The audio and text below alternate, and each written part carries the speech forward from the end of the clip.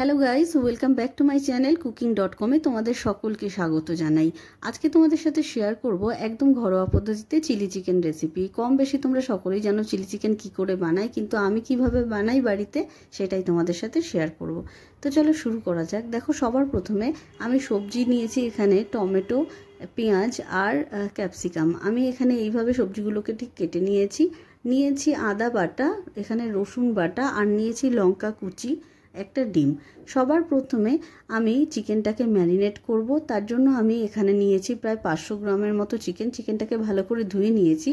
দিয়ে দিলাম এখানে 1 চামচ মতো রসুন বাটা, 1 চামচ আদা বাটা, একটা ডিম, 2 চামচ কর্নফ্লাওয়ার, সয়া সস আর লবণ। তো সব কিছু দিয়ে দেখো আমি মাংসটাকে এইভাবে ম্যারিনেট করে রাখবো প্রায় 1 ঘন্টা মতো। এরপরে দেখো আমি একটা ফ্রাইং প্যানে চিকেনগুলোকে ততক্ষণ ফ্রাই করে নেব যতক্ষণ না এটা গোল্ডেন ব্রাউন হয়ে যায়।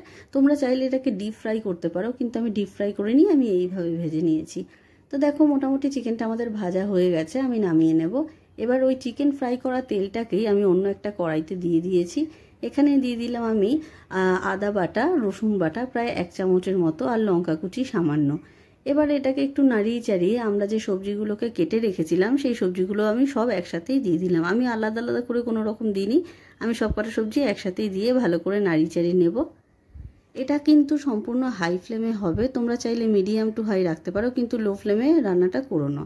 তো দেখো আমি এখানে রসুন বাটা, আদা বাটা আর কাঁচা লঙ্কা দিলাম। এরপরে আবার ভালো করে নাড়িয়ে চাড়িয়ে নেব যতক্ষণ না এটার রস স্মেলটা চলে যায়। এরপরে আমি দেব দেখো এখানে টমেটো বাটা। আমি কিন্তু একদম ঘরোয়া পদ্ধতিতে তোমাদের করে দেখাচ্ছি যেভাবে আমি বানাই। তো দেখো টমেটো বাটাটা দিয়ে আমি আবার ভালো করে নাড়িয়ে চাড়িয়ে নিলাম। এরপরে আমি এখানে প্রায় 1 চামচ মতো ডার্ক সয়া সস দেব। এখানে দিয়ে দিলাম আমি 1.5 চামচ মতো চিলি সস আর দেব 2 বড় চামচের মতো রেড চিলি সস। এবার দেখো আবার ভালো করে আমি সব কিছুকে মিশিয়ে নেব। এটাকে আমি ততক্ষণ ভালো করে একটু নাড়িচাড়ি নেব যতক্ষণ রস স্মেলটা একটু চলে যায়। এটা কিন্তু অবশ্যই হাই ফ্লেমে আমি কষিয়ে নিচ্ছি। এরপরে একটা বয়েল এসে গেলে আমি দিয়ে দেব ফ্রাই করা চিকেনগুলো দিয়ে আমি আবার সব কিছুকে ভালো করে মিশিয়ে নেব। আমি কিন্তু এখানে লবণ খুব বুঝে দিয়েছি, তার কারণ সসে কিন্তু অলরেডি লবণ থাকে, তোমরাও বুঝে দেবে। তো দেখো এখানে আমি একটু উষ্ণ গরম জলে, প্রায় 1 কাপ মতো উষ্ণ গরম জলে 1.5 চামচ থেকে 2 চামচ মতো কর্নফ্লাওয়ার গুলে আমি দিয়ে দিলাম। এবার ভালো করে আবার মিশিয়ে নেব। এটাকে আমি প্রায় 2 থেকে 3 মিনিট হাই ফ্লেমে বয়েল করলেই আমাদের চিলি চিকেন একদম রেডি হয়ে যাবে। তো দেখো ভালো করে একটু মিশিয়ে আমি নামানোর আগে দিয়েছিলাম সামান্য লবণ।